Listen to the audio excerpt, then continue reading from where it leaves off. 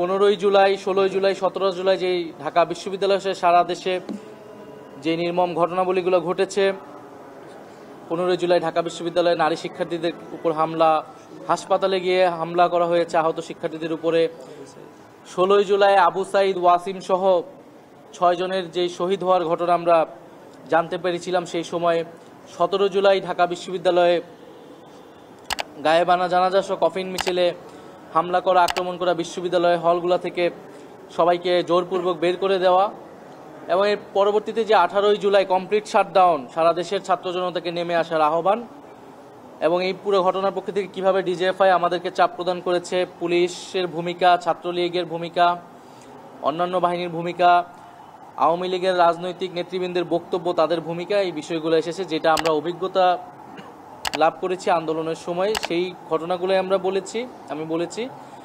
এবং আজকে আমরা মূলত 18 এবং 19 জুলাই পর্যন্ত কমপ্লিট শাটডাউনের সেই সময়ের ঘটনাবলীগুলোটা ব্যাখ্যা করে আজকে জবানবন্দি আজকের মতো শেষ হয়েছে। 18ই জুলাই আমরা দেখেছি যে প্রাইভেট বিশ্ববিদ্যালয়ের ছাত্ররা, মাদ্রাসার ছাত্ররা সহ সারা দেশের সাধারণ মানুষ যখন নেমে এসেছে, বিশেষত প্রাইভেট বিশ্ববিদ্যালয়ে প্রচুর শিক্ষার্থী তখন আহত নিহত হয়েছে। ঢাকার বিভিন্ন পয়েন্টে, বাড্ডা, উত্তরা, মিরপুর, যাত্রাবাড়ি, এরকম ঢাকা সহ দেশের সব জায়গায় কিন্তু যখন নেমে এসেছিল, পুলিশ কিন্তু নির্বিচারে গুলি চালিয়েছে সেই সময়, 18 তারিখ এবং 19 তারিখ।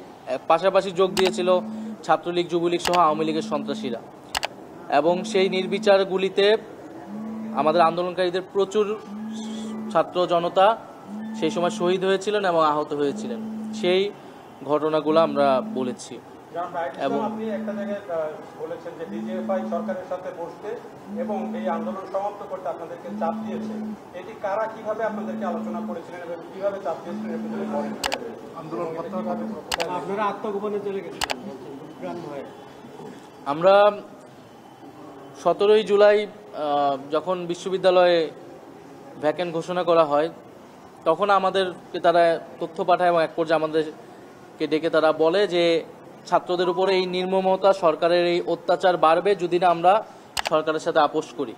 তখন আমরা স্পষ্টভাবে বলেছিলাম যে রক্তের উপর দাঁড়িয়ে আমরা কোনো সংলাপে যাব না, আমাদের ভাইদেরকে হত্যা করা হচ্ছে, আমাদের বিশ্ববিদ্যালয়গুলোকে আমাদের বের করে দেওয়া হচ্ছে, এই আচরণের প্রেক্ষিতে আমরা সরকারের সাথে বসতে পারি না। সরকারের উচিত হবে বিশ্ববিদ্যালয় খুলে দেওয়া এবং আন্দোলনে কোনো ধরনের অত্যাচার না চালানো, আক্রমণ না চালানো। না, ঢাকা বিশ্ববিদ্যালয় এলাকাতে। আপনি আরেকটা বলেছিলেন যে বিচার বিভাগের উপরে আপনারা বুঝে ফেলেছিলেন যে আস্থা পাচ্ছিলেন না, সরকার যখন বলছিল যে বিচার বিভাগের উপরে আস্থা রাখতে, আস্থাটা তখন হারালো কেন বা কি, কোন প্রেক্ষাপটে? আপনি বলছিলেন যে বিচার বিভাগ সরকারিকরণ করা হয়েছিল। এই সরকার যে একটা ফ্যাসিবাদী এবং স্বৈরাচারী সরকার, এবং তিনবার নির্বাচনকে তারা ভোটাধিকার কেড়ে নিয়ে যে ক্ষমতা নিরঙ্কুশ করছে, এটা তো আমাদের কাছে স্পষ্ট ছিল।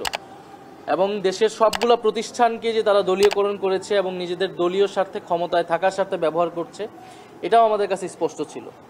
ফলে আমি বলেছি যে 18 সালে আমাদের সেই সন্দেহ রয়ে গিয়েছিল যে কোটা সংস্কার বা বাতিল কোনোটাই শেখ হাসিনা বা সরকার চাননি। সেই সময়ে আন্দোলনের প্রেক্ষিতে চাপের মুখে সরকার ঘোষণা দিয়েছিল এবং তার পরিকল্পনা ছিল সেটাকে সে যে কোনো সুযোগ পাওয়া মাত্র ফিরিয়ে আনবে, এবং সেটাই আমরা দেখেছি 2024 সালে ইলেকশনের পরে।